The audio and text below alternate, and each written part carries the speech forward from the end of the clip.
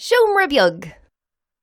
Hello, ladies and gentlemen. Welcome back to Siomra Beag, the tiny room. I am the Michael of Michaelandbenjaminspodcast, and I am joined by the man who is carrying this week's episode upon his shoulders like Atlas carries the earth. It's Benjamin. Say hello, Benjamin. Hello, Benjamin. It's very kind of you to compare me to the strongest man in Greek mythology. Unfortunately, probably can't hold that title, Michael. Was Atlas stronger than Hercules? Well, they swapped places for a while, didn't they? Did they? Yeah, there's a whole thing where Atlas tricks him into holding up the sky so he can go get the apples, because he's like, no, I know where the apples are, man. I'm going to get some apples. I'm going to go get them for you. But yeah, come here to me. Do me a quick favour there. Yeah, you just hold that sky there. I will. You just hold that sky. But you're going to get 2 minutes, man. You're going to get the 2 apples. minutes. You'll get the apples. I'll definitely get the apples, man. Right, I'll just hold this and you'll get the apples. Yeah, it's 2 minutes. All right. 2 minutes tops. Fair enough. And then didn't I only go and try and leave you? And you tricked me back. Don't worry. How did I trick you? Hercules tricked me back. So Hercules does a little kind of thing where he's like, oh, I'm going to drop it. I'm going to drop it. And then Atlas was like, no, you can't drop it because then Zeus will know and he'll come and get me. And he'll be like, yeah, I'm going to drop it. Oh, it turns out you're stronger than me. And he gives a little toss and he goes, oh, I got you. And Atlas goes to catch it to stop him from thinking. And he's stuck under it again. Does Hercules get the apples? Yeah, and Hercules takes the apples. He's like, fuck you, pal. Good lad. Do you want to do the theme music? Theme music for the podcast. We don't actually have any theme music.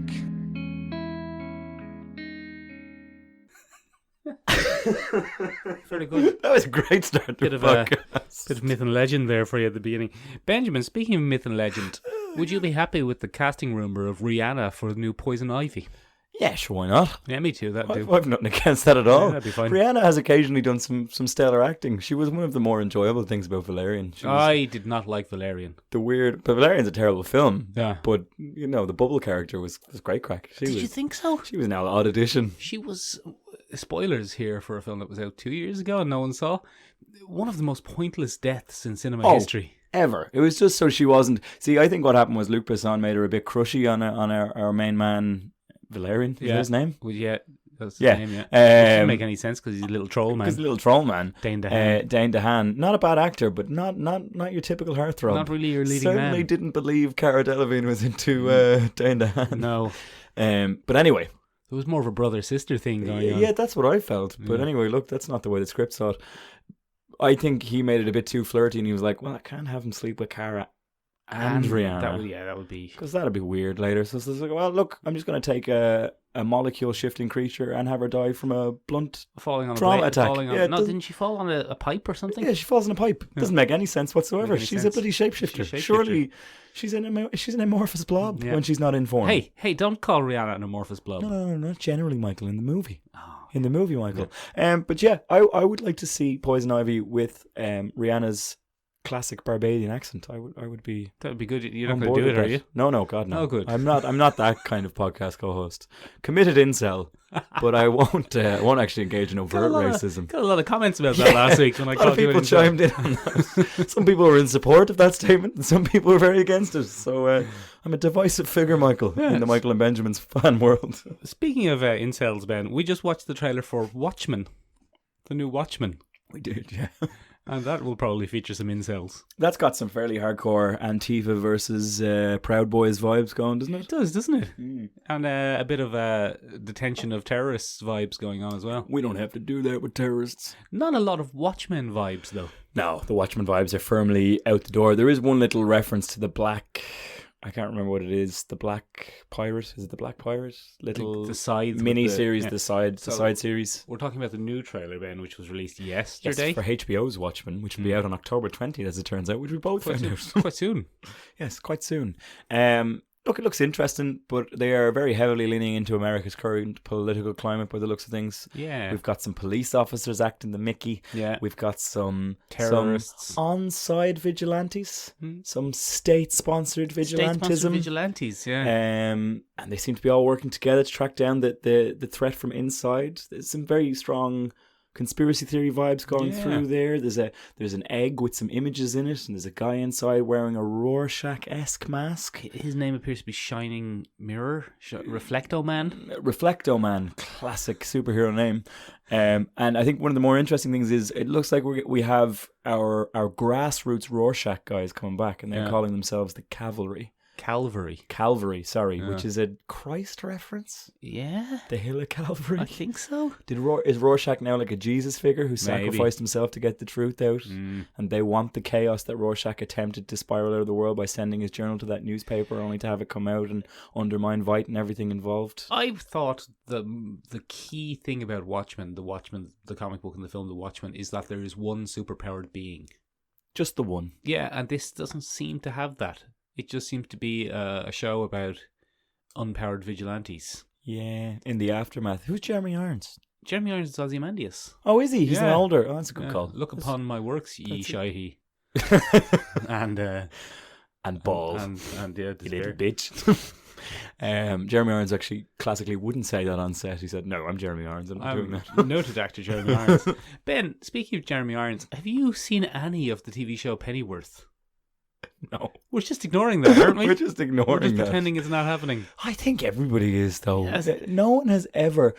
That was a joke in Teen Titans Go. Oh, was it? Yeah, there was a whole bit in the movie where Alfred got his own film before Robin did.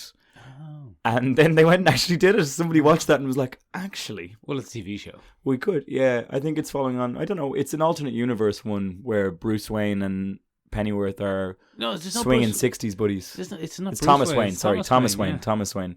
And Alfred are old London 60s, living up in fucking London, innit? No, we're gonna fucking smash these, Fucking- the Penguins. Fucking 60s London, fucking groovy, innit? And it's, it's bizarre. It's weird, isn't it? It's weird. Imagine if they made like Alfred. Is he that popular a character? That Oh, I think he is, yeah. But only with Batman fans. He doesn't have mass appeal by any stretch. And the last Batman show wasn't that popular. Which one is that now? Gotham. Gotham fell out of popularity as it went. So, I mean, Gotham is... Gotham was a show about James Gordon. Yeah. Right? A Batman spin-off with a young Don't know Batman. if Batman was that necessary. And now we've spun off from that spin-off with one of the popular characters. It's so far from Batman now. Yeah, I guess they just realised that they can get away with pretty much anything, and if it has any kind of tangential appeal to Batman fans, it might actually pull it off. I can't see it going past the series, but I haven't seen any reviews, Michael, so I can't give it any kind of... Look, Ben, I wonder if any of the people listening have, any of the listeners have seen it. I want to say doubtful, because our listeners have taste and integrity. But Not all of them. Not all of them. I know some of them personally. I'm not naming any names. I will. It's Shane and Jim. Oh. It's all right. You didn't do it. They can beat me up later. All It's right. grand. No, I haven't watched it at all, Michael, and I don't have any intention to. At all. It's not on my list. It's not on my list. Speaking of DC tangential properties, Yes. bloody Titans unveiled their Deathstroke uniform there. Well, that's not too bloody tangential. At least that's bloody direct.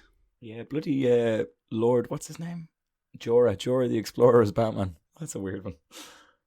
Is he? He's Batman. Ian in the Glenn is Titans, Batman. Ian Glenn is Batman. I like that. It's good, isn't it? Yeah. It fits oddly Yeah. well. Older Batman. Big, brooding, older Batman. Does he... What accent does he do? He does American. He does a Batman accent. He does a Batman accent. I'm going to stop these kids again. And he only says Khaleesi once or twice. Oh, Khaleesi. I mean Robin. I mean Catwoman. Selena. Hawk and Dove. Selena.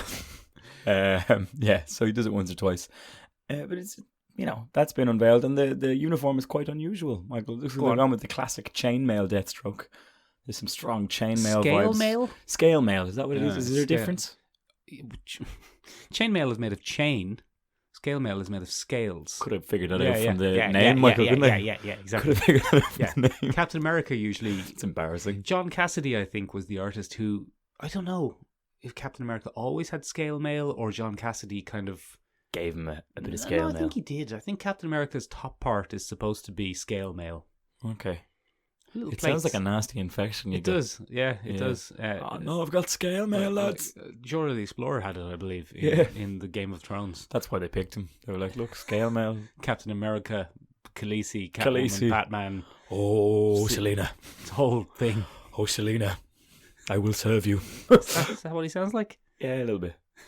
Don't know. He's a bit generic to do an impression of, isn't he? Yeah, he's tough. He's like, I'm a man. My Khaleesi. I'm going to That's all stop you do. for you from getting...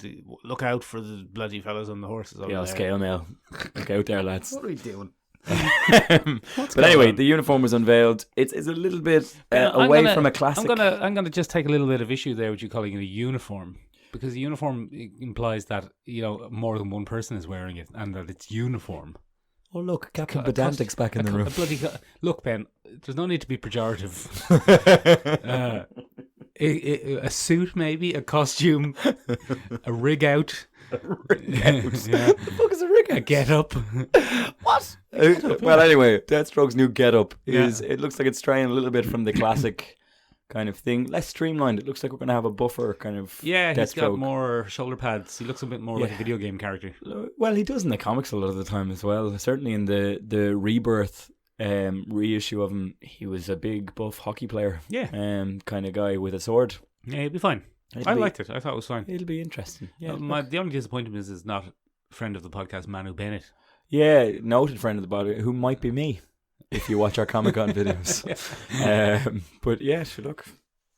No, he'll turn up. Manu Ben will do a little cameo. Like, Speaking of stole my bit. Speaking of video games, Ben, I've been playing World of Warcraft Classic. What is the big controversy about this, Michael? Because as you know, I don't exist in a gaming sense. Just not around. World of Warcraft. What Ben, happened? Nothing particularly happened. World of Warcraft came out in 2006, I think. Yeah, maybe South Park did an episode about it. Yeah. One of the best South Park episodes of all time. It's called Make Love Not Warcraft. It's absolutely brilliant. I think the South Park creator's third favourite episode. Should be pretty good. Yeah, it's really pretty good. It's really, really good. Those waves look funny, Michael. No, they're fine. They're just a bit. Are we sure? No, yeah, they're fine. It's just you're not shouting. Oh! There you go. Look. There I go. Cut that out, can't you? No, I'm leaving it in. I'm leaving it in. South Park. No, World of Warcraft came out in 2005, Ben. World of Warcraft was a massively multiplayer online video game set in the world of Azeroth. Azeroth, of course, being very heavily based on the Warhammer world, and the Warhammer world itself being very heavily based on the Lord of the Rings. Bloody thieving all over. It's bloody inspiration.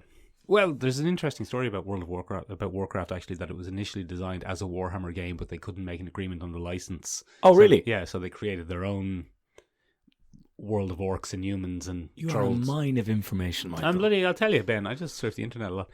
Anyway, look, it's an interesting story. We might get into it another day because it's quite interesting.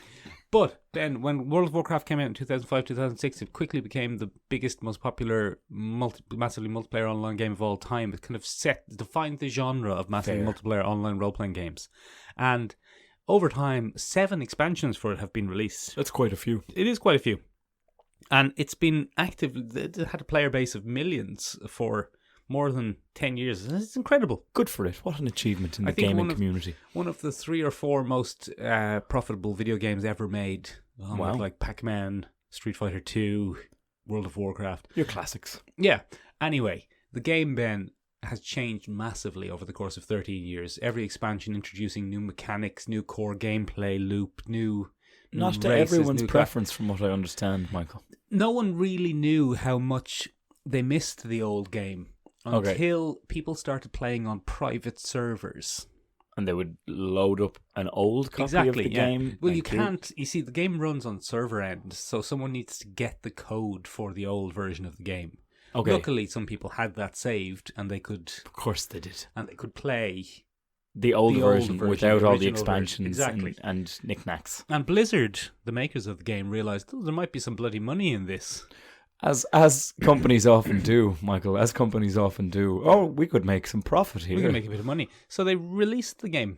They released it for free, basically. For WoW Classic. Any current World of Warcraft subscriber can play WoW Classic for free. And it has been a smashing success.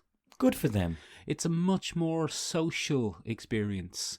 A lot of the developments over the last 15 years of the game have been about getting to the high-end, exciting content of the game more easily.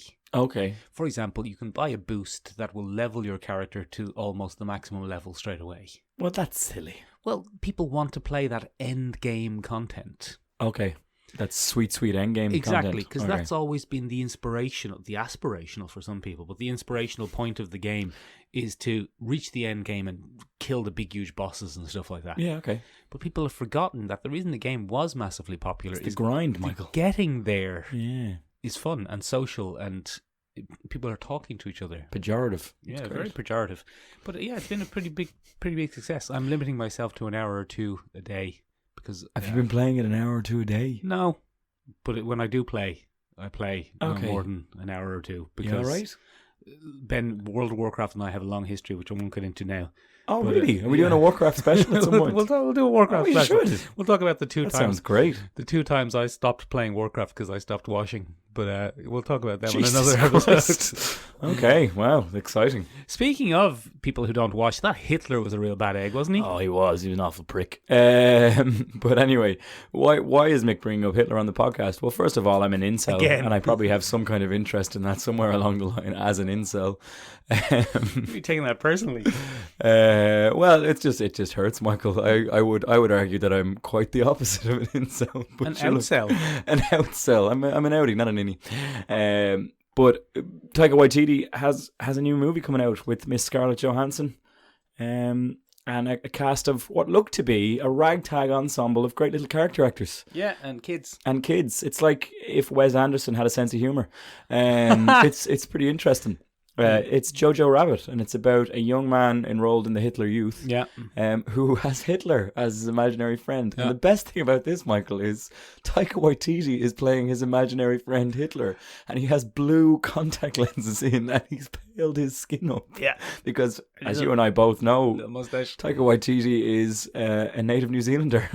I heard or read that Taika Waititi decided he was going to look into Hitler, and he said, nah, fuck that guy. I'm not going to research him at all. Yeah. I'm just going to make up this absurd character called Hitler. Yeah, brilliant. I think it's a great idea. Yeah. But anyway, it turns out that he's been encouraged. The little young for the trailer looks very enjoyable. Mm-hmm. As I said, Wes Anderson with a sense of humour and a bit of pacing. You famously didn't like Hunt for the Wilder People. No, I did. Oh, no, you did. It was Shane who didn't It was like Shane who didn't like Hunt for the Wilder People. Yeah. I think you'll recall that I brought Hunt for the Wilder People right here when Thor Ragnarok came out and defended Taika Waititi's mantling of heading up of the project based on Hunt for the Wilder People, which is very funny. It's very good. It has Sam Neill in it. It's Sam Neill, great Australian actor Sam Neill. Sam Neill as an adoptive uncle. Also has one of the best Irish accents on screen. He's a Northern Irishman in Peaky Blinders. Does he? Yeah, he works for the Royal Constabulary rooting out dirty Peaky Blinders out of Birmingham after spending many years hunting down Republicans in Northern Ireland. Wasn't he in that Irish Rambo film we saw? Which one is that now? Black 47? Yeah. No, it's Hugo Weaving. That was Hugo Weaving. Hugo Weaving. They are very Wasn't interchangeable Sam to a Neill in degree. that? Was he? No, he wasn't. It was just No, Hugo it's Weaving. Hugo Weaving. Oh, okay. Hugo Weaving. They are very interchangeable Yeah. at a certain point. Grumpy Australian men. Grumpy Australian men with a lot of screen time and presence. Yeah. All right. To be fair, they do the job. Like, you Yeah. get them in and your movie gets a little boost because of it. But Jojo Rabbit looks very funny. Scarlett Johansson plays the mother of young Jojo Rabbit, Jojo. And it turns out she, based on the trailer, is harbouring an old Jewish fugitive. Yeah. And he is swallowing the rhetoric, hook, line and sinker. And he's like, yeah, Jews are terrible. Yeah. Because he's in the Hitler Youth and that's what they do. I like when someone says to him, "You're not a Nazi. You're just a 10-year-old boy who wants to be in a club." Yeah, that's and I think that's probably true of many people that take up those particularly crooked and twisted ideologies in modern times as well. Again, Nazis are very in right now, Michael, for all the wrong reasons. And it's probably a little critique on that. I cannot wait to see it. Love a Taika Waititi film. I think it's going to be very good. I think Taika Waititi just has a great sense of his own style now, and he does it very well. And look, I'm excited, Michael. I think Scarlett Johansson's in it as a slightly sexy German woman, which German we mother. both know I'm very into. I'm very into that, and it's a bit upsetting sometimes. I'm on board. Just be quiet for 1 second, though. I think what we really need to focus on here is your personal growth, in that you can now say Taika Waititi's name confidently. It took me months, Michael. Months of intense therapy, which is going on the podcast bill, by the way. Oh, brilliant. Because it was for broadcasting standards. Yeah, well, just bill it to Show What did I used to call it? Taika Waititi? I Something don't know. like that? You just wouldn't say it for a while. Yeah, he was just like, your man. You can start working on M. Night Shyamalan next. Shimamalian. Benjamin. Shimalian, yeah. Speaking of Irish people's accents, you've been watching a TV show. I have. This one slipped right by us, Michael. Pennyworth. Pennyworth, yeah, no. We actively ignored that one. But this one has received no real marketing to speak of. I certainly haven't seen it advertised in many places. As you know, I'm an avid online shopper, Michael, because I hate the environment and good working conditions for people. And I am struggling And local economy. to curb my Amazon addiction. But I do have Amazon Prime occasionally to watch the L series. I got it to watch The Boys in nice high quality. And sure, I still had it. And I decided to check out Carnival Row, starring Orlando Bloom and Miss Cara Delevingne. Orlando Bloom is in it. Orlando Bloom is one of the main characters, one of the two main characters. Yeah. And Michael, Yes. it's bloody Irishman. Is it? Irishman's a fictional universe, Lalon magic and stuff. Get on there now. Yeah, so it's set in a fictional world. There are three main countries involved. Right. There are the Burg and the Burgish, who are pretty much a paragon for the British Empire. Classic There's British. Tirnanock, which is a knockoff of Tirnanog, which is basically Ireland, Michael. Get out of and it's town. got Fae in it.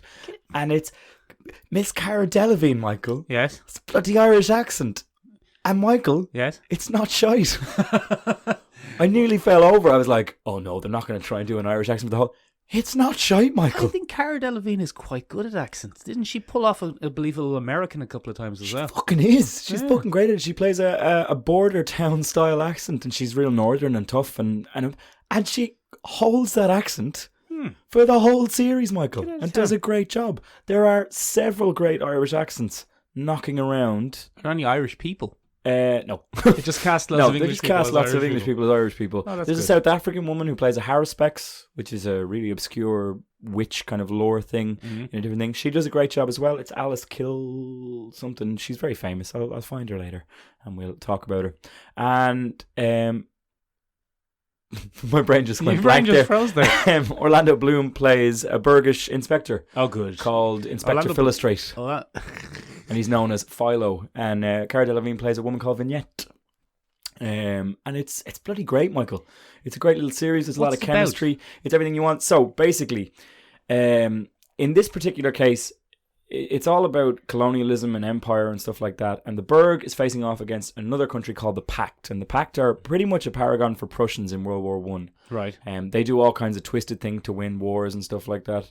What are you looking at me for? I'm getting a Michael. No, I just don't think you're using Paragon correctly, but go on. Sorry, I meant parallel. Yeah. Parallel. Did I mean parallel? God damn it! It seems to be P. It seems like I don't maybe, like peas. maybe the P section fell out of your thesaurus. pejorative paragons galore. Yeah. Yeah. Sorry, they're a parallel for Prussians in World War One. Go on. And so they both fought over. Basically, the Fae are discovered at some point in this universe's timeline, and they are filled with magic and riches and stuff like that. And so both these little colonial forces go at it and take on the Burg, strike an alliance with the Fae. Right. And they end up losing. They pull out, and the Pact get absolute control and dominion. And so when we meet Cara Delevingne's character, she is working as what's called Sparrowhawk, I think is what it's called, and she's like a Lobo in Mexican immigration terms. She gets people across the border and out of the country. Okay. As Fae. And so that has a really strong parallel between the famine and coffin ships and stuff like that. There's a whole thing, they all pile onto ships, and sometimes the ship makes it and sometimes it doesn't. But anyway, we start the series, and this is minor spoilers for episode 1 of Carnival Row, and she was in love with Philo. He was a Burgish soldier and they fell in love together. Classic. And she believes him to be dead. Oh no. But he's not at all. There he is. He's He's an Orlando inspector in Bloom. the Burg. So she does a runner from Tirnanock, and she finds out, and that's the main tension of the plot. But Go on. underneath all this is a wonderful kind of Victorian magic subplot, where there's an evil thing called a Dark Asher stalking through the city of Burg. Bloody Jack the Ripper. Very similar to that concept, but it's Lovecraftian, Michael. Oh, very good. It's Lovecraftian. There's all kinds of Lovecraftian magic. It turns out that the Fae believe in a kind of eldritch religion, and there's all that kind of things. Michael, I have not enjoyed a series this much in years. Really? I honestly, it's not even that, like, it's not a perfect series. It's a little bit melodramatic at times. It's just great. It's just all the things that tick my box. Get out of here. Yeah. You sat in all week ticking your box. Yeah, just ticking my box. Oh, that's very good. ticking. Very sore now, though. But yeah, it's a great series, Michael. How is it filmed? Is it all period or is it... it's all period. It's all period, is it? It's Well, all... I mean, it is a fictional universe, but, Michael, that's what brings us on to this week's... Is it time for this week's topic? We can go on to Nearly, this but you week's can answer the question I asked you Sorry, first. go on. Is it all period? For Is which it- period? I mean, is it all period or is it like a modern show that's kind of set then? You're looking at the transition of... Like, is it like a Peaky Blinders? Where Oh, it's like a Peaky Blinders. It's all period. Yeah. it's all full period. But it's set, if you were looking for a chronological, it's the handover from the Victorian period to the Edwardian period, more automation, that kind of thing. But what I'm saying is, basically, it's not like, let's say, Legend of the Seeker. No, God, no. Or even going further back, Xena, where it was basically modern people in ancient Greece. No. It's much more period. It commits to its, it commits to its setting, is what I'm asking. It commits to its setting hardcore. Oh, lovely. It's great. Hardcore Delevingne. Yeah, she's amazing. I have never had so much respect for Cara Delevingne as also Your little face is lit up to there. really. Oh, I'll tell you why, Michael. Num. Have you ever been curious about what Cara Delevingne looks like naked on top of Orlando Bloom, who is also naked? Well, Yeah. look no more. Check out episode 4. I've seen Of Orlando Carnival Bloom's Row. Willie, unfortunately. Yeah, well, you can see it again if you want. Really? Yeah, and Is this Orlando Bloom? full chesticles from Cara Delevingne. Ben. One of my friends, very one of my You friends. just said full chesticles on the podcast. I can't believe you're telling me about nude scenes on a podcast that people are going to listen to. Oh my God, you're too excited. It's in case you watch it with kids. You can't have kids in the room when this comes on. But as one of my friends very cruelly pointed out, I said, it was shocking. I couldn't believe that you could see Cara Delevingne topless, and she was like, was there anything to see? I was like, come on, very, very pejorative. My goodness. Isn't Cara Delevingne a model anyway? Doesn't she wear a yeah. see-through top? Yeah, no, it's grand. Like, it's not like she was uncomfortable with the scene, but Anyway. it was just, something I wasn't expecting. It kind of comes out of nowhere, and you're like, oh. Let's move on. And Orlando Bloom's back to full form. He does a great job. Is he in shape? He's an intensely likable character. Orlando Bloom? Yeah. Are you sure? Or Bloom. Are you That's sure what it's I mean. Orlando Bloom? That's what I mean. Because I watched the trailer, Yes. and it's her and Cara Delevingne. Was like, well, that has all the chemistry of a bloody cement block. Yeah. Nope, completely wrong. Oh, very good. They both do a sterling job of acting out this world. I'll give it a bloody Watchmen. There's great little... Turn off the sex scene. Yeah, you can't watch it with your good lady friend in the room, but you watch it. So, Ben, this is what we're talking about this week. Bloody fictional worlds or something. Go on, you... So that got me thinking, Michael, and not because we didn't have a topic this week and we needed to come up with one, because we definitely plan these things months in advance and do a lot of research and stuff Often like that. Several weeks. But I think what got me into it so much, Michael, as you know, I went to the university, Michael, which I never miss an opportunity to tell you. I'm an educated man, No, Michael. so did I, Ben. I don't really care about you. This is about me, Michael. But one of the modules I studied at university was Victorian literature, and how it kind of shaped a lot of our modern literature. And I think what I loved about this series so much, Michael, is how much it borrows from... Well, I think what you loved was the bloody nudity, apparently. I'm an incel, Michael. Yeah, go on. That's all I get to have sometimes. Look at my little laugh there. Yeah, it was a quite enjoyable amount of waves there. Some interesting waves. But what I really enjoyed about this was how much it borrows from real life things that happen. And I'd say probably because I'm an Irishman, what I really found appealing about this series is how it examines the treatment of immigrants in Victorian London at that time. Now, it's not called London. They're not called Irish, but their accents are pure Irish. And the Burg is basically a London parallel. It's bloody London, innit? It's bloody London, bloody innit? Jack the Ripper, but he's a monster. Yeah, well, there's a whole bunch of that going through it. There's a possessed killer in the first episode. Again, these are only spoilers for the first episode. I won't go into any major spoilers for you. But it's interesting. There's a whole political element to it. You get to see how those decisions are made. There is some serious Brexit shaming going on throughout no, seriously, they're looking at how politicians can't make an agreement and stuff like that. It's very interesting to see all that paralleled. But what's most interesting to me is you're looking at how immigrants are treated in London, and basically the Chancellor of this fictional burg is dealing with a wave of immigrants coming in from Tiernan, who they align themselves to and now kind of have to be responsible to. So there's all kinds of lead-ins there. You could look at how America treats Iraqi people who helped them during the war and stuff like that. There's a lot of commentary going on. But for me, as an Irishman, not so spos, it was very interesting to see the way they were treated. And they are treated like second-class citizens. It has something that you really enjoy, Michael. It has kind of slang and insults based on those things. So if you want to be derogative towards one of the Fae, you call them picks. Like you dirty picks, and stuff like that. So you'll really enjoy that, Michael. You'll sink your teeth into that here and there. You love a fictional derogatory slang. Yeah, I do. You bloody toast. It's one of your favourite things. But I found it really, really interesting. So the more you dig into it, the more you can kind of see the basis of each race within this. So you have the Fae, who are the Irish. You have the Burg, who stand as Britain. You have the Pact, who stand as Germany. And it's interesting. A lot of their lore is based on German folklore. So, for example, we find out a little bit later in it that many of the Pact soldiers are being experimented on with an injection that turns them into werewolves. Oh. And the werewolf curse is a real thing in this universe, but they're doing it without the full moon, so they're being experimented on, which kind of harkens back to the World War II Nazi experimentation rumors that went around for a long time, and that kind of thing. And then you have other races in the Burg as well. You have the Puck, who are basically satyrs, and they seem to be Northern English people. They're used in labour and stuff like that, and they're much rougher, smelly types, and gruffer. And it's really interesting. Like, there are subplots throughout. There's a rich family who gets a Puck as a neighbour. He's a rich, well-to-do Puck, similar to a Great Gatsby type. And they're dealing with the shame of having a Puck as a neighbour in their upper class kind of suburban this thing. is starting to upset me. It sounds like the typical English thing of casting the English as humans and everything else as some sort of mystical creature. Yeah, kind of. Or maybe it does, maybe it will upset you. Oh no. Yeah. Have I been too eager? Am I too enthusiastic? No, look, I'm still giving it a go. Have I not refined the lens enough? It is a very English thing to do, to cast. The English are the humans, obviously. We'll start with us as the humans, and then we'll represent every other bloody race as some sort of trogs. Well, I suppose in some ways it is pretty insulting that the Irish are all fairies, but you know, it's even to go back to, let's say, the Lord of the Rings. Like the humans. What? Is that what you're going to do? Have I stolen your thing? You're marching me into somewhere because you want to see me spring a trap for you. No. So you can come in. Oh, I see what you're saying, Ben. No, I don't. But I'm just saying that in the Lord of the Rings, like, the good humans were pure England. White. Yeah, they were England. The good humans were England, and the bad humans were Asia and Africa.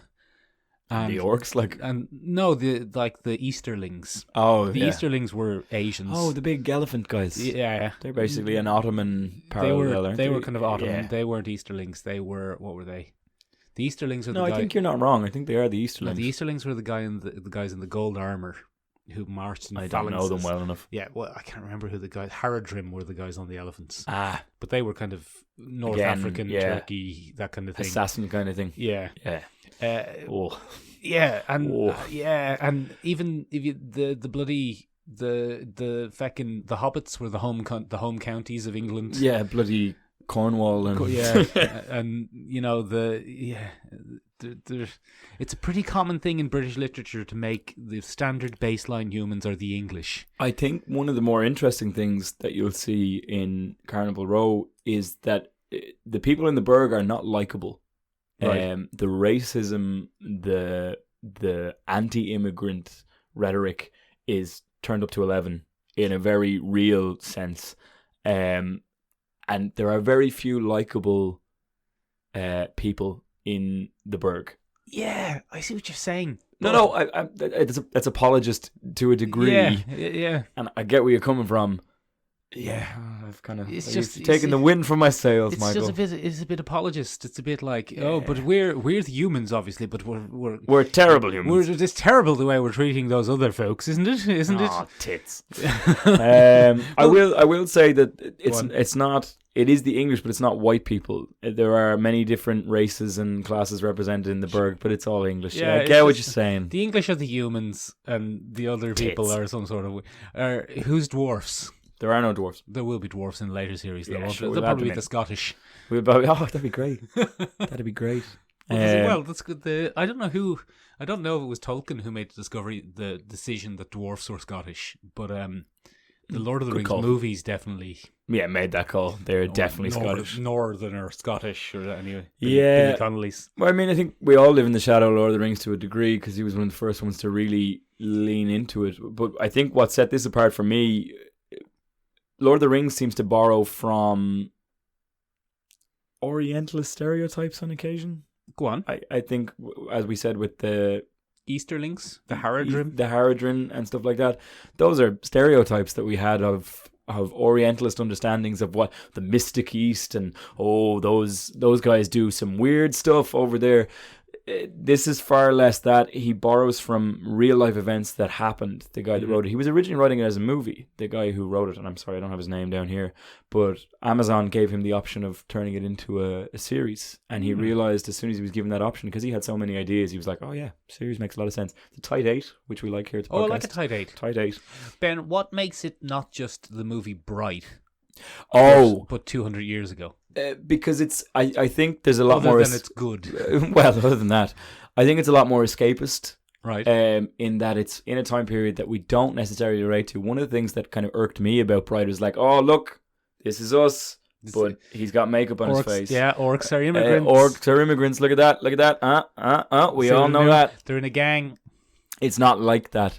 The different races that are represented in this are very, very different, and they're very well thought out. It's not necessarily that orcs are immigrants. They're in gangs sometimes. Orcs are black people in Bright, and they hang around Mexicans. hoods and stuff like that. Do you know what I mean?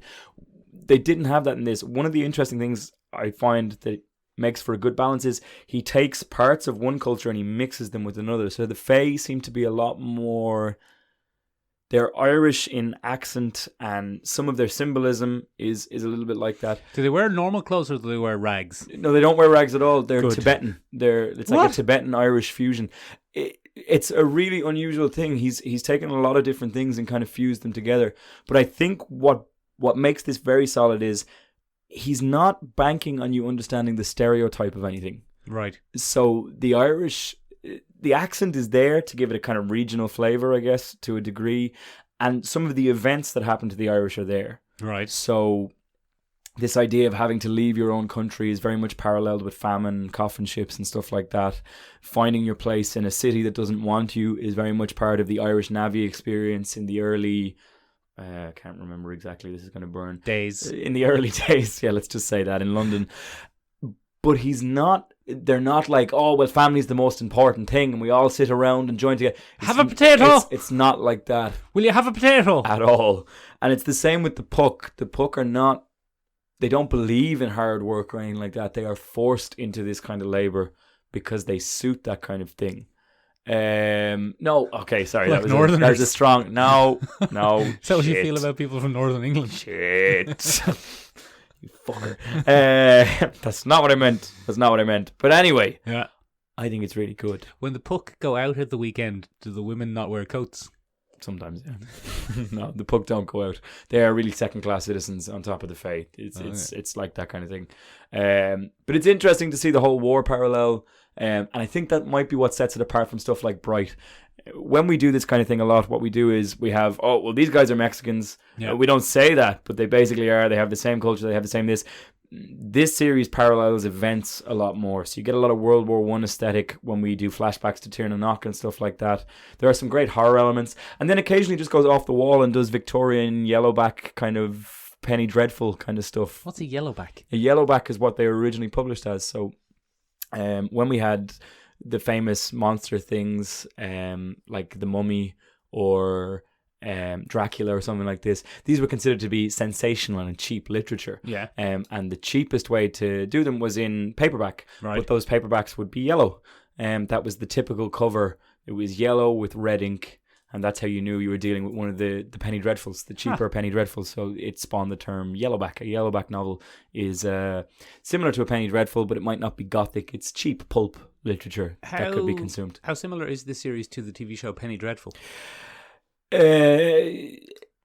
Again, Penny Dreadful is something that commits fully to its original thing. So it's a horror show with melodrama. This is very much a little bit of everything show with horror elements, strong horror elements. The subplots are really important as they go through. And I think what impresses me about the show is it has many different subplots, but they balance. And I'm not sure how they've pulled that off. I think I'm going to have to watch it again to get a better sense of how it was put together and things like that. But it's not one thing, and it's not pushing one thing too much. There's a political intrigue to it. There's slice of life stuff to it. There's a great central plot between Philo and Vignette. And it's good. It's just very good, Michael. I enjoyed it a lot. So anyway, that got me thinking about other times that authors have borrowed well, and you've already spoken about it a little bit with Lord of the Rings. When they borrow well or not so well, I personally don't really believe in the Lord of the Rings one being one of the great, because it's J.R.R. Tolkien just taking stereotypes from his time and slapping them onto a character. Oh, Ben. Yeah. Oh, Ben. Yeah. You're stepping a mine there. Yeah, I have, yeah. Ben, I'll bloody take it. Lord of the Rings, Ben, is the invention of the concept, your beloved concept, Ben, of world building. Yeah, I know. World building didn't Yeah, I exist know, until bloody Lord of the Rings. But does that mean that he did it well? Yes.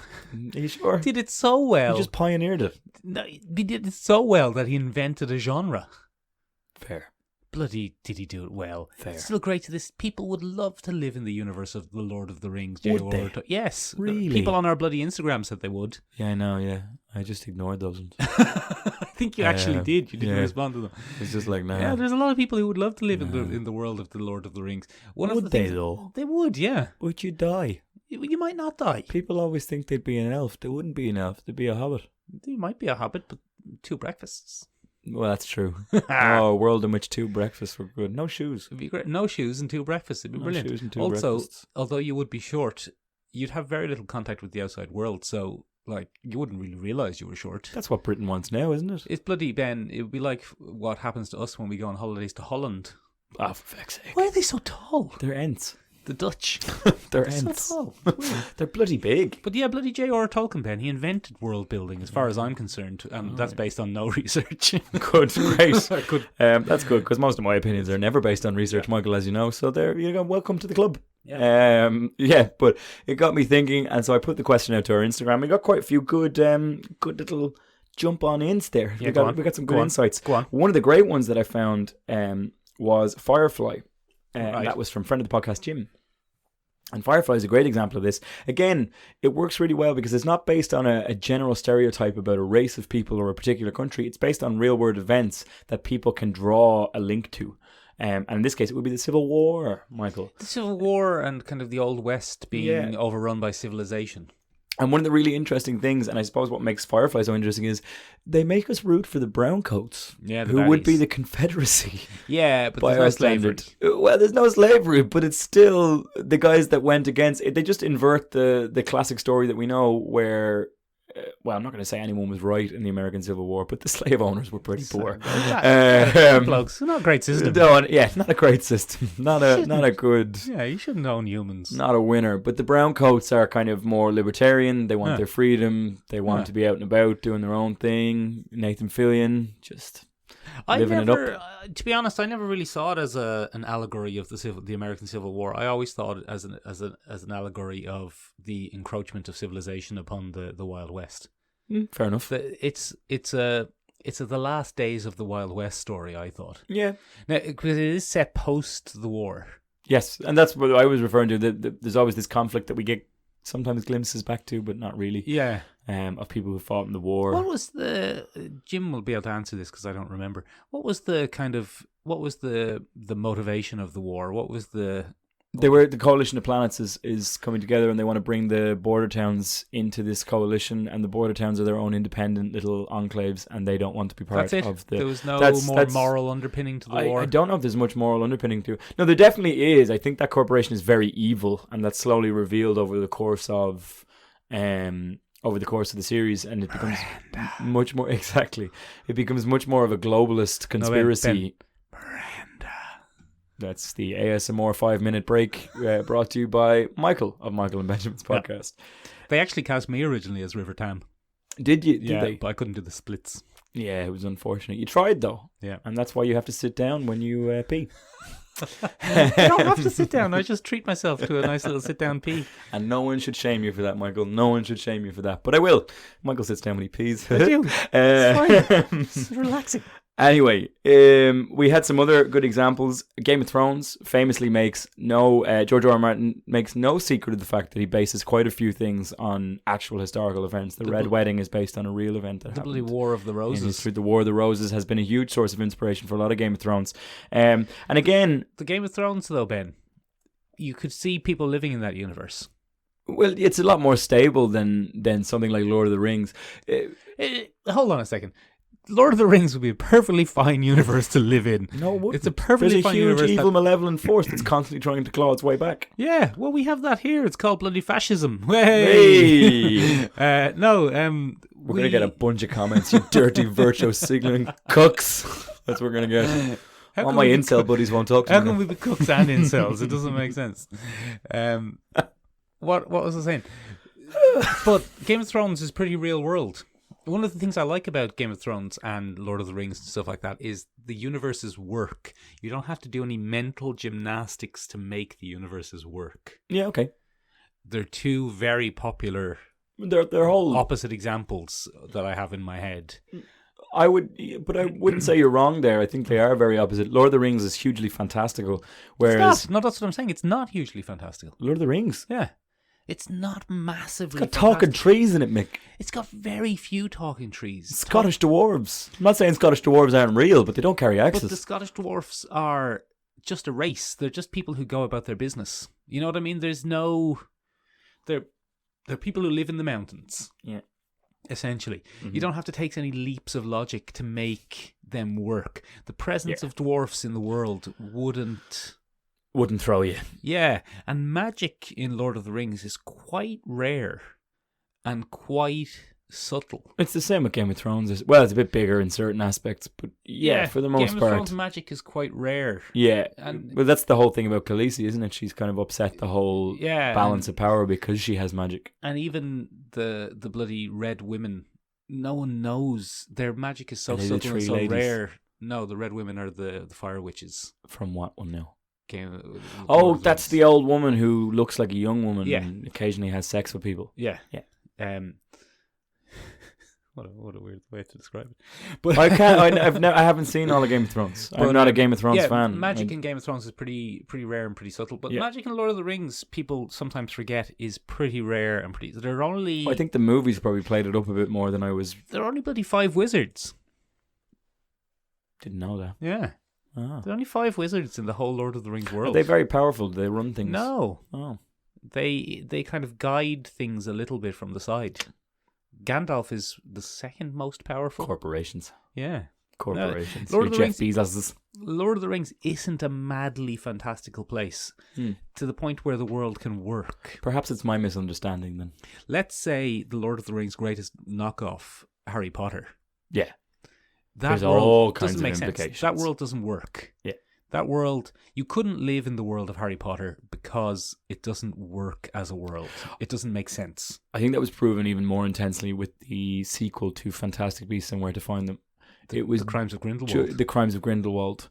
What did we used to call that one? We had a funny name for it. I can't remember. But I think in that case, you can probably look at exactly the point you're making and see Crimes of Johnny Depp. The Crimes of Johnny Depp, which were later disproven. Yeah. Have you heard about all this? Yeah. Let's not get into it. Anyway, sorry. That's an episode for another time. But World War I is a huge factor in the next one. In fact, Grindelwald uses it as an ominous threat from the Muggles. World War II, I thought. No, because he says another one could happen. It's World War One, and he's threatening another one. Yeah. And they're like, no, not another war. Yeah. And it's weird that wizards even have to worry about that because they can apparate and move around, and surely they would step in and do something about that. But yeah, that's what I'm saying. That's what I mean, and that's the big implication. It's like, hang on, these creatures are running around, huge, monstrous creatures doing tons of damage, and nobody's noticing ever. And even then, even within the wizarding world of Harry Potter, things like the Time Turner seem pretty commonplace. And that can't be a thing. You can't have casual time travel. And then I think J.K. Rowling wrote it away by being like, oh, but the Ministry has them under lock and key, and they only get out every once in a while. Like, and they gave it to a student so she could keep up with her studies. And there are other things as well, like the Whomping Willow. The Whomping Willow, the tree that smashes people up if they go too near it in the school grounds. The Whomping Willow is just stolen flat out from Lord of the Rings. Is it an ent? Mr. Willow. No, there's a tree. I don't know anything about that. Have you never read The Lord of the Rings? No. Well, that's what you should bloody go and do then, Ben. You should go and bloody read the book series, The Lord of the Rings by one J.R.R. Tolkien. One J.R.R. Tolkien. If you like it. One Sir J.R.R. Tolkien. Look, everyone who's a Harry Potter fan knows that the Harry Potter universe doesn't make sense. You couldn't live in it. It doesn't make sense that it could possibly exist. There's no internal logic to it. Yeah. Because there are some spells that do things that would change the very nature of reality. Yeah. So, yeah, it doesn't make sense. Fair, yeah.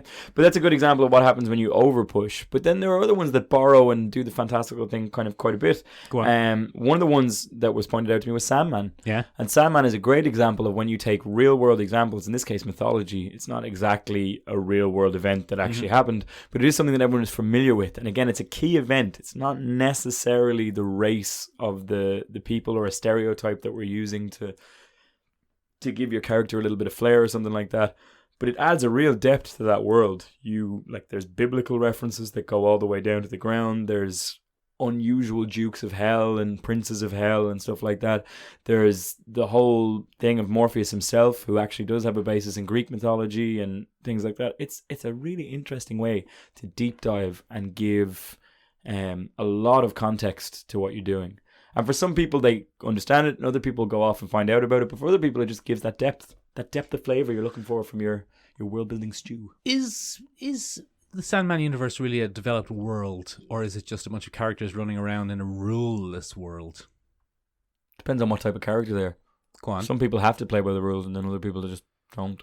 Yeah. Depends on which character. Like the Endless don't seem to be bound by any particular rule. They are bound by a set of ritual, but it's nothing they can't step outside of when they feel like it. One of the things I always think about when we're talking about world building is, what would you do if you lived in that world? Might be a bit of a nightmare, wouldn't it? Yeah, but what would you do? Like, what would you be if let's say a lot of people want to live in the Harry Potter world, and they would obviously be a wizard. No one wants to be a bloody Nobody muggle. wants to be a muggle. Nobody wants to be a muggle. An Aunt Petunia. Yeah. A squib. Exactly. But if you lived in the Harry Potter world and you were a wizard, it would just be like living in a normal world, but just some things would be... Bit mental. Yeah. I'm sure there's still homeless wizards knocking around. There has to be, wouldn't there? Because, Yeah. I mean, there'd still be a house. Well, everyone can just wizard themselves a house. See, I love a series like that, though. I love a series that looks at the real world consequences of what you would actually be doing. There'd still be inequality and poverty. I mean, she touches on that a little bit with the racism of mudblood and stuff like that. And I think the Death Eaters are, for lack of a better word, white supremacists or wizard supremacists in that regard. But it's not really fleshed out all that well. Yeah, I'm not a huge fan of the Harry Potter universe. Yeah. The books lost us a few listeners. The books are good. What I'm The saying. books are great. The books are good. The characters are good. The story is good. But I just don't believe it as a world. Maybe that's why I like Carnival Row. There were so many social issues just being ticked off and tacked off. It's not always essential though, Michael. Sometimes we borrow from pop culture and stuff like that and events that have happened, and we get really weird series like Samurai Jack, which is just borrowed from all kinds of world cultures. You got a little bit of Norse in there, some African mythology running rampant. You got some modern Japanese kind of things, giant robot fights and stuff like that, and you just get this timey-wimey, uppy-downy, bendy, mad universe. That's great crack. I don't know. So it's hard to spell it out. Like at the core of that character is the Japanese tradition of feudalism and how that all worked. And but again, that runs the risk of being incredibly racist. I'm not sure. I don't think so. I'm not sure. I don't know. Do we have any Japanese listeners? If we do have any Japanese listeners, have you ever watched Samurai Jack? How do you feel it represents your culture? Well, it doesn't represent their culture though. He's a samurai. Is he even Japanese? He is Japanese, very much Is he? so. Yeah. What's his name? He just says long ago in a distant land, but he's Samurai Jack. Yeah, but is he Japanese? He gets called Jack by kids at the start, though. We never find out Jack's actual name. Yeah. He's just say, "What's son up, Jack?" and father, and they say, "What's up, Jack?" And he goes, "Oh, it's Samurai Jack." And he goes, "I'm a samurai." And he's like, "Oh, it's Samurai Jack." But is he Japanese then? That's how it works. I mean, I'm guessing based off motif, but that's my Orientalist. Is there even a bloody Japan in the world he lives in? Yeah, I suppose not. Oh, there is a Scotsman. There is a Scotsman. He's the Scotsman, yeah. Okay, so there's a Scotland, so there's probably No, a we Japan. don't know, though. Is it maybe he's named after the sweet Scots clan? He's probably not, though. No. Probably not, That's though. named after Scotland. But anyway, ladies and gentlemen. Anyway. Don't get me bloody started on Star Wars. Oh, we'll do that another time. All right. Because Star Wars is a very complicated mix. Bloody Asian stereotyping for some bloody senators at the beginning of no one Phantom cares Menace. about that. I care about it. No one cares about that anymore. Anyway, ladies and gentlemen, do you... And ladies. Oh, no, you said that. Yeah. Okay, cool. We're good now. Have you seen Carnival Row? Have you been interested by it? What kind of world building do you enjoy? Do you enjoy a Lord of the Rings thing where we don't necessarily worry about events, but we take a few generalizations here and there? Do you prefer real world paragons in your world building? Do you like paragons again. parallels? Do you enjoy imagining a world that you could actually function in. What makes your world building solid? What do you enjoy? What do you like about about the different worlds that you find?